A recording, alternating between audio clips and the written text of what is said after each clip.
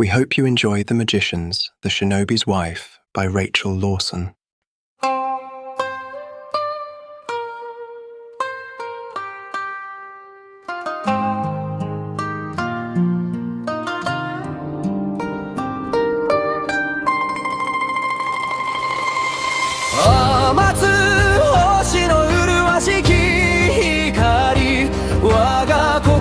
限りなき驚きを満たすされどその輝きも君が美しさには遠く及ばず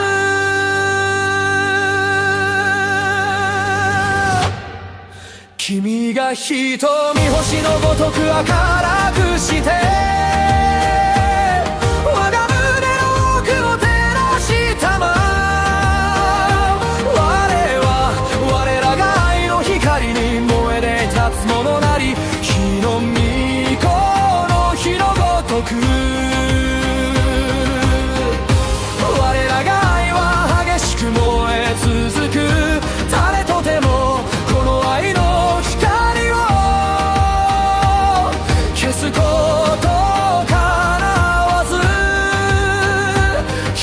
そばに泣き時といえども君が愛の響きな我に残れり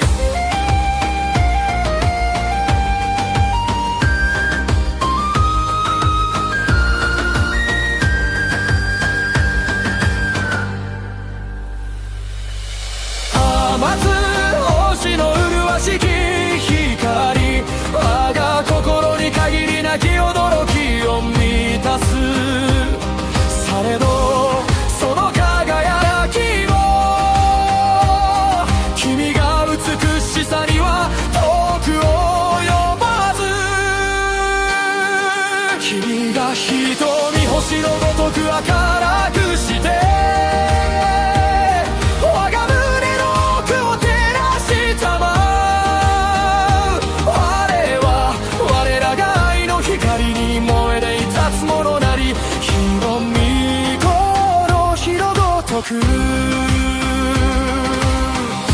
我らが愛は激しく燃え続く誰とでもこの愛の光を消すことかなわず君はがそばに泣き時といえども君が愛の響きな我に残れり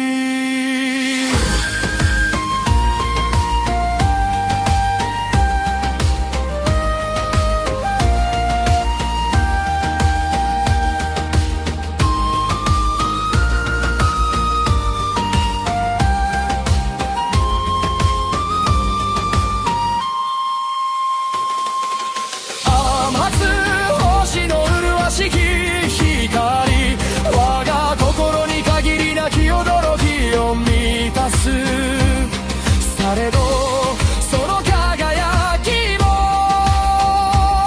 君が美しさには遠く及ばず君が瞳星のごとく明るくして我が胸の奥を照らしたま我らが愛の光に燃えり立つものなれ気の目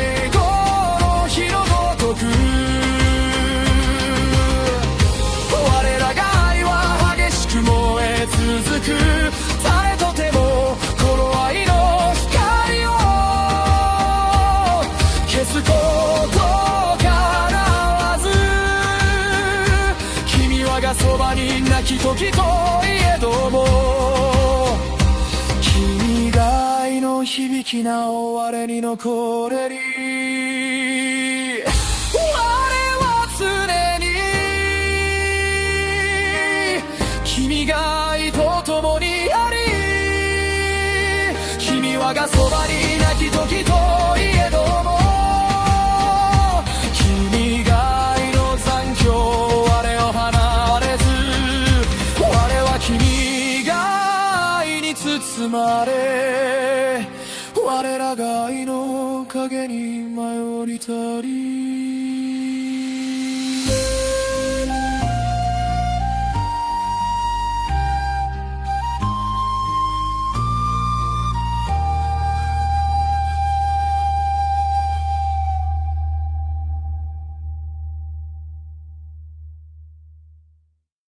sang a handsome young lyric tenor in ancient Japanese in the court of his friend and employer, the Emperor Akito, the Japanese emperor's court in ancient Japan. The singer sang in perfect Japanese despite his appearance. He bore blue eyes, English features, and complexion.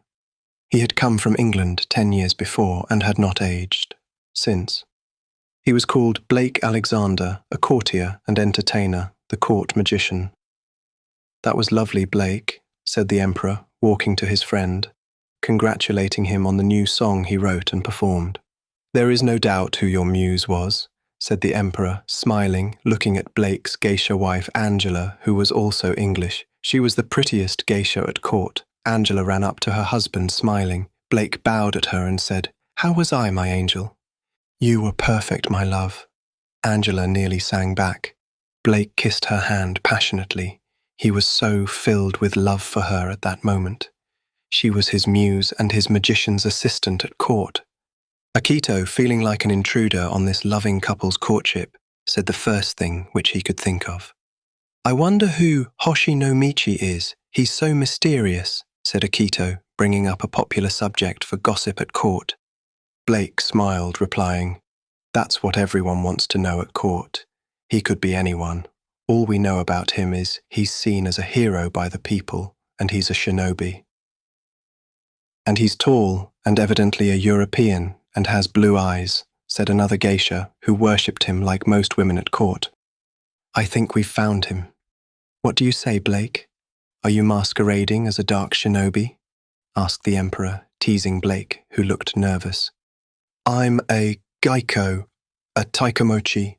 An entertainer. Do I look like a masked shinobi who runs around picking fights with strangers and saving people in my spare time?" Blake said. "Well, yes," teased the emperor. "Did I forget to tell you this is your coming out of the shadows party?" Blake looked worried, like a trapped, betrayed man. The shinobi fan looked at him, admiring him. "Coming out, isn't that a little dangerous for the shinobi to do, coming out?" asked Blake. "Only joking," said Akito, laughing. "You should have seen your face. For a minute, I thought I was out with lanterns looking for myself," Blake joked. The other courtiers and the emperor laughed. Later, elsewhere, the secret leader of the organization of secretive shinobis who opposed Hoshi no Michi spoke to an underling.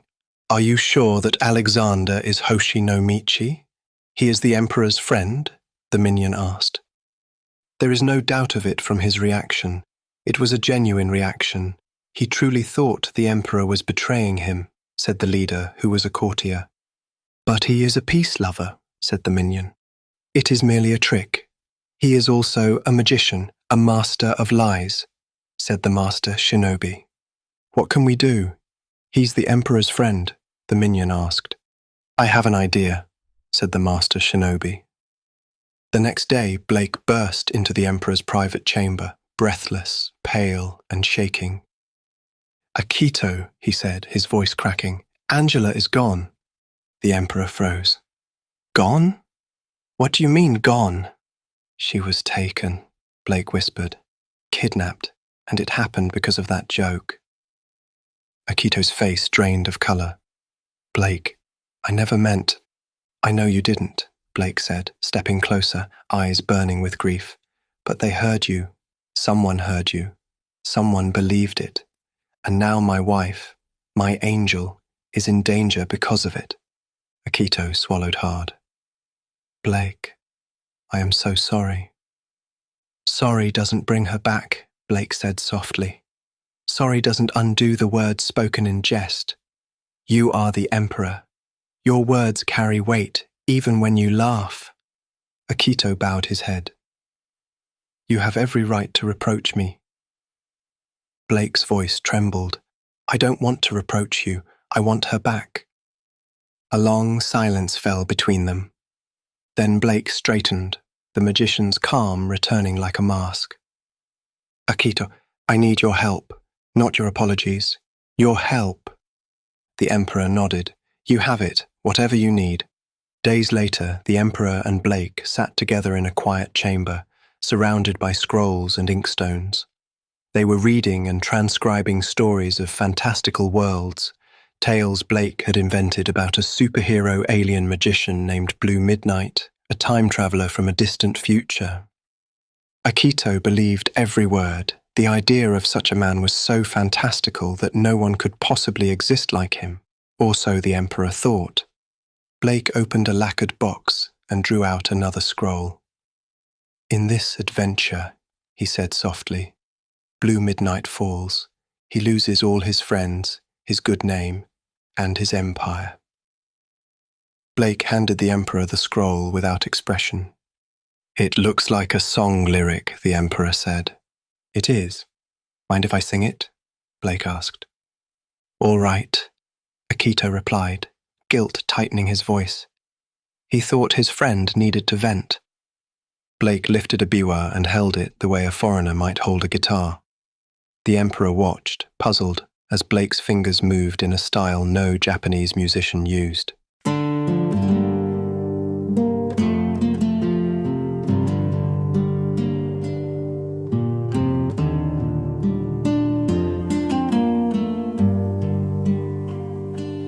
Am I Damocles? I am not sure where or who will I be when my empire falls. Where will I be when my empire falls? Back in hell, lost in my world of nightmares. I will never escape again. I've been there before. I was nothing but a fallen man. Where will I be when my hanging sword falls on me? When my empire falls, when I fall, we all will fall. Am I Damocles? I am not sure where or who will I be when my empire falls. Where will I be when my empire falls? Back in hell, lost in my world of nightmares. I will never escape again. I've been there before. I was nothing but a fallen man. Where will I be when my hanging sword falls on me? When my empire falls, when I fall, we all will fall.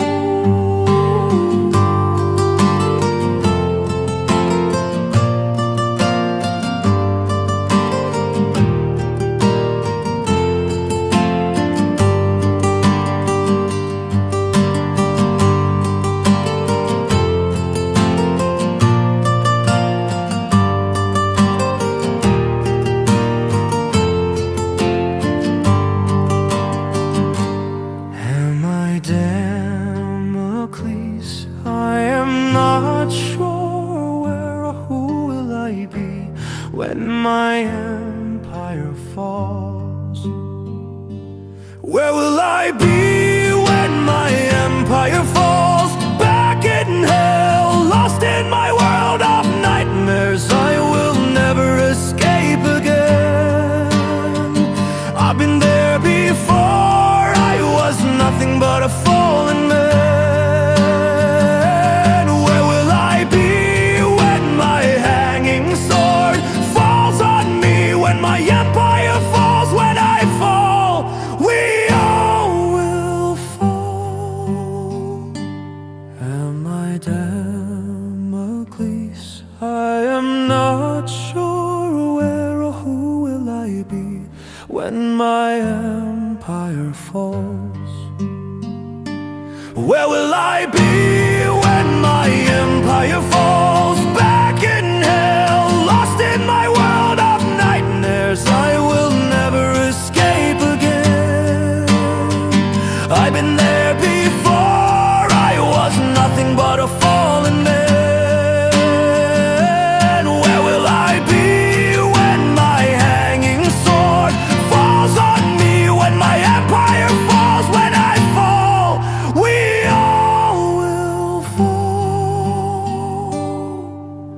Down, down, down, down, down.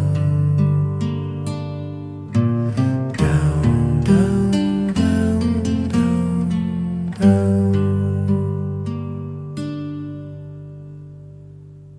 When the last note faded, Akito swallowed. Feel better? A little, Blake said. The music faded into the stillness of the chamber. Its strange, unearthly tones lingered in the air like a ghost. Akito stared at his friend, unsettled.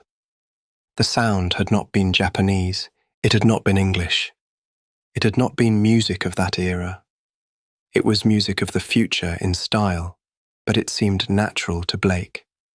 For the first time, the Emperor wondered who Blake truly was. "Who are you?" Akito asked quietly, curiosity and fear mixing in his voice. Blake blinked, confused. "You know me. Blake Alexander. I'm a Geiko." "I know what you pretend to be," Akito said, his tone firm now. "But who are you really?" "I'm your friend," Blake answered, almost pleading. "That's not what I asked." Akito leaned forward. "Who is the man you hide from me and from the world?" Blake's jaw tightened. "Akito, don't." "Hoshi no Michi," the Emperor said, voice rising. "Stop lying." Blake flinched as if struck. "I am protecting you," he whispered. "You do not want to know who I am." Akito shook his head. "Why would you think you're hiding anything more than a shinobi?" Blake scoffed, but it was hollow. "Because I'm not hiding a shinobi." Akito gestured toward the biwa still in Blake's hands. That music, it was unearthly, not of this land, not of your land, not natural, not of this time. Blake froze. Akito's voice softened, but the fear in it was unmistakable. "Blake, what are you?" Blake looked down at the biwa, at his own trembling hands. The mask was slipping. The truth was rising.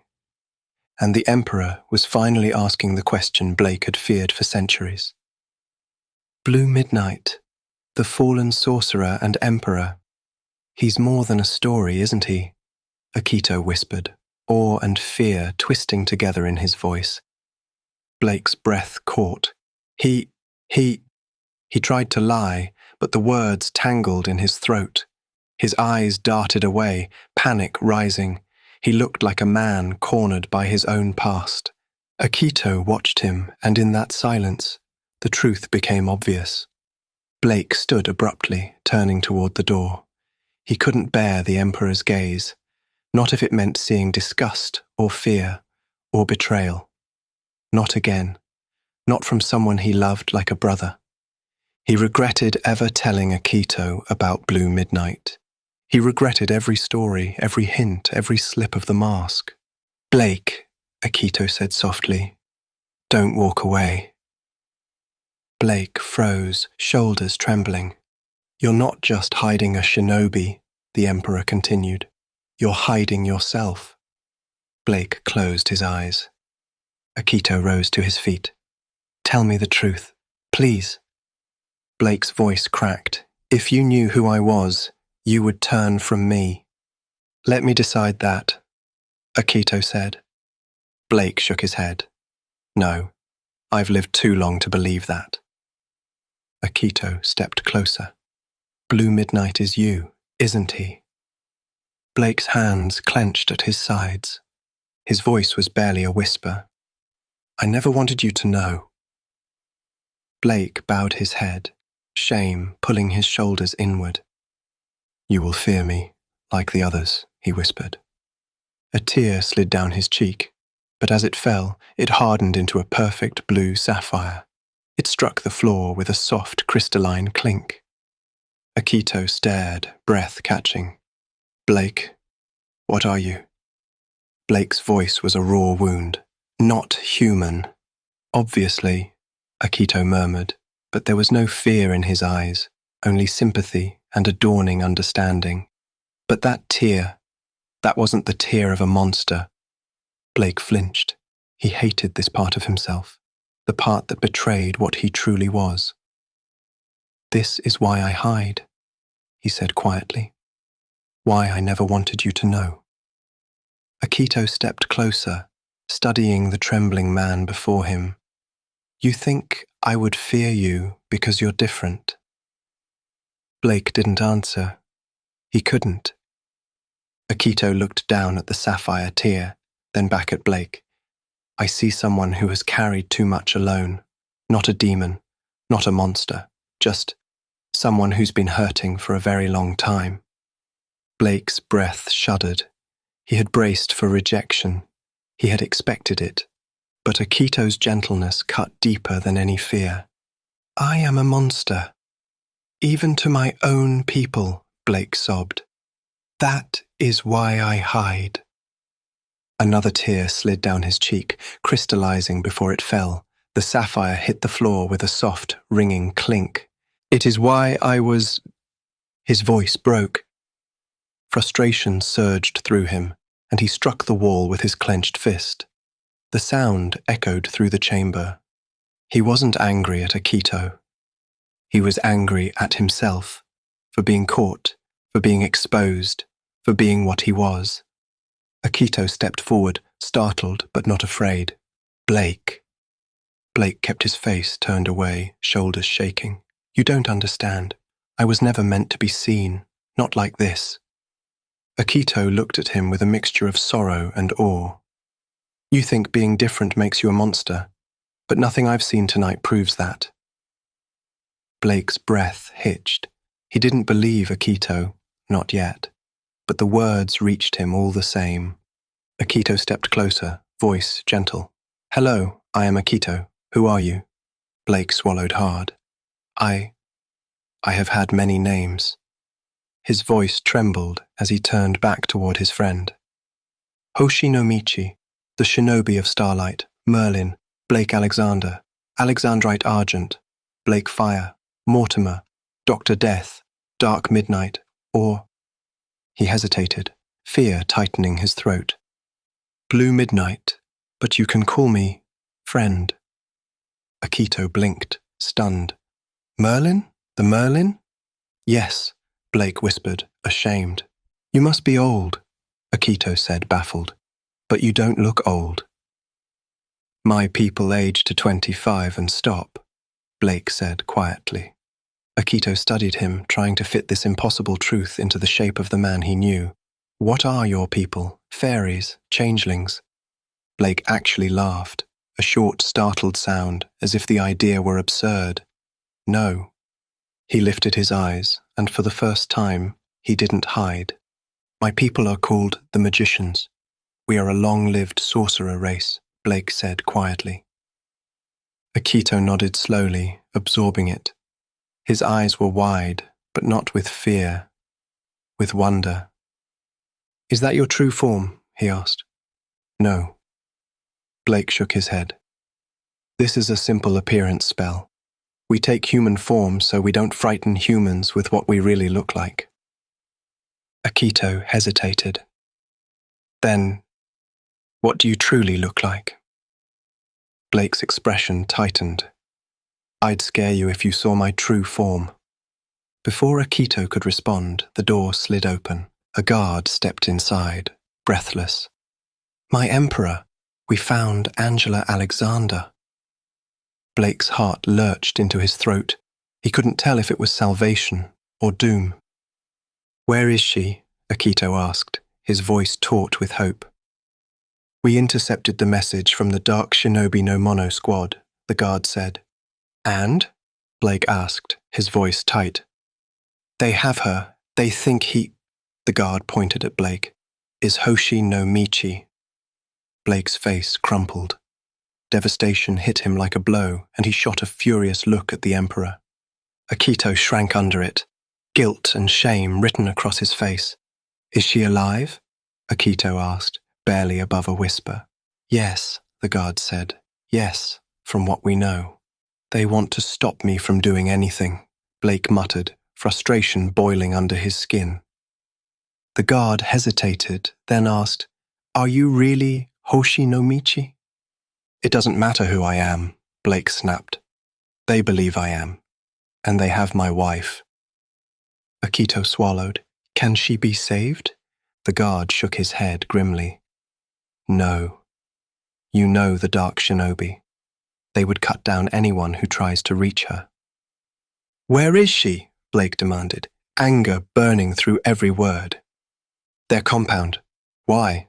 the guard replied. "I needed to know where to find her," Blake said, voice low and dangerous. "They'll be watching for you," Akito warned. "This is a suicide mission.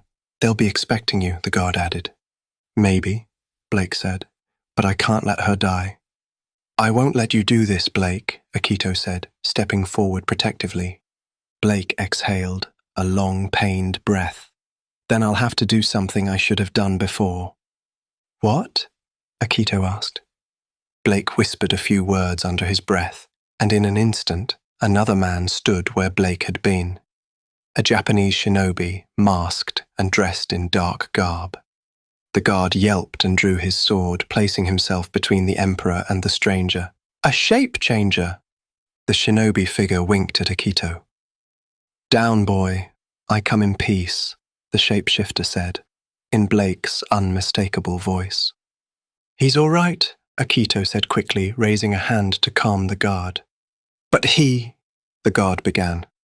"Put your sword away," Akito ordered. The guard hesitated, then bowed. "If you say so, Celestial Emperor." He sheathed the blade, though his eyes stayed wide with fear. Blake, still in the form of a shinobi, folded his arms. "You knew I was a magician. This is just one of my illusions." "That is not an illusion," the guard said, voice shaking. "You are another man." "No," Blake replied, amused despite the tension. "I only changed my appearance." The guard stared, pale and trembling. That's impossible." Blake tilted his head, giving him a playful wink. "Impossible is sort of my specialty." Akito exhaled slowly, torn between awe and worry. "Blake, you can really do this?" The shape-shifted Blake nodded. "I told you, my people are sorcerers. This is nothing." "I will leave you now," Blake said. A dark portal spiraled open beside him, its edges shimmering like ink in moonlight. "Good luck, friend," Akito said, bowing his head. Blake stepped into the portal and vanished. The guard stared at the empty space, horrified. He just disappeared." Akito exhaled in awe. "Haven't you ever seen Merlin before?" The guard shook his head, pale. "No, my emperor, I have not." Blake reappeared in a cramped storage cupboard inside the dark Shinobi no Mono compound. Dust, crates, and old weapons surrounded him. The air smelled of oil and damp wood. He was inside. And now, the real danger began. Blake pressed his ear to the door, holding his breath. Voices murmured just outside, 2 shinobi passing by, their footsteps soft on the wooden floor. He waited, perfectly still, until the sound faded down the corridor. Only when silence settled did he move. He sniffed the air, letting his super-sensitive senses guide him. Angela's scent, familiar, warm, unmistakably hers, drifted faintly through the compound. He followed it like a thread. He slipped into the hallway, silent as a shadow. The feeding quarters were full. Dozens of minion shinobi sat cross-legged, eating in near silence. A few glanced up as he passed, eyes narrowing with curiosity. They didn't recognize him, but he recognized all of them as enemies. He kept his head down, his steps light, his presence muted by magic and training. No one stopped him. Angela's scent grew stronger. He found her in a small room at the end of a narrow corridor, alone. "What do you want?" Angela snapped, stir-crazy and exhausted from being locked alone for so long. "Angel, it's me," Blake whispered. Her whole face lit up. She leapt to her feet and ran to him, throwing her arms around him and kissing him. And in the next heartbeat, the man in her arms collapsed. He hit the floor with a sickening thud, blood spreading beneath him. Angela fell with him, stunned. She looked up in horror.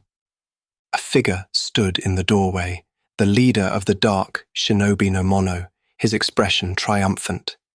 He believed he had just slain his greatest enemy. But then he frowned. The dead man on the floor was short, brown-eyed, unmistakably, and Japanese. Blake was tall, blue-eyed, and English. This was not her husband. Angela's grief was instant and overwhelming. She clutched the dead man's face, sobbing, kissing him feverishly as if she could bring him back. The dark shinobi stared, baffled. "What is he to you?" the clan master demanded. A voice behind him answered, "Her husband." The dark shinobi spun around. A monster stood there, a skeletal figure draped in a black monk's robe, a hood shadowing its skull, a scythe gripped in its bony hand. "What are you?" the clan master gasped, terror flooding his face. The Reaper tilted its head. "His guardian angel." Angela looked up at the Reaper, and instead of fear, her face filled with joy. The Reaper entered the room. Angela struggled to rise, still shaken. The Reaper knelt beside her with surprising gentleness. "It is all right, my dear," it said, its voice hollow yet warm. The dark shinobi swallowed hard. Are you here to take him?" His fear was so strong he didn't even raise his weapon. "In a manner of speaking," the Reaper replied. It reached down, pulled the knife from Blake's chest, and touched the body with one bony hand. A flash of light swallowed them both. When the light faded, the Reaper was gone. The dark shinobi stared, frozen in horror, and then his terror deepened. Before his eyes, the air shimmered. Blake, who had been, the fatally wounded, had his wound knitting itself closed, flesh sealing, breath returning. He was coming back to life. The Reaper, Mortimer, his soul had healed and resurrected him once more. It was why he was deposed as emperor. He was considered semi-dead and a monster by his people. The Reaper was the king of the grim reapers and the underworld. Blake kissed his wife softly, relief flooding through him as he rose to his feet and helped Angela stand. He muttered something, and he was Blake again. He turned on the dark shinobi master, eyes blazing. "Touch my wife again," Blake hissed, "and you are dead." A portal opened behind him, swirling with dark light. The dark shinobi master stumbled backward, shaking. I swear, I'll leave her alone, I swear it." "Good," Blake said coldly. "Let's go, my dear." He wrapped an arm around Angela, and together they stepped into the portal. It closed behind them like melting ink, leaving nothing but silence. The dark shinobi master collapsed to his knees, trembling. He had seen death walk, seen a man rise from a fatal wound, seen a soul take form. Terrified beyond reason, he disbanded the clan that very night. Anything to avoid drawing Blake's wrath again. Blake and Angela emerged in the Celestial Emperor's palace. Akito rushed forward, relief washing over him as he saw his friend and his friend's wife safe at last.